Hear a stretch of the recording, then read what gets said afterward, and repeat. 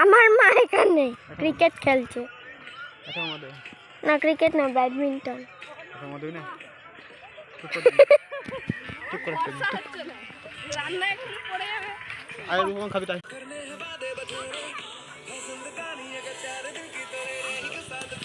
এটা আমাদের মাঠে পিকনিক।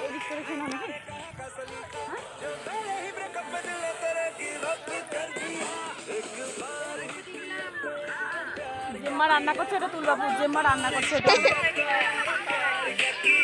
সকাল থেকে খেটে খুটে খেটে রান্না করছে। আমরা দুজন লক্ষ্মী আন্টিকে তুলছি।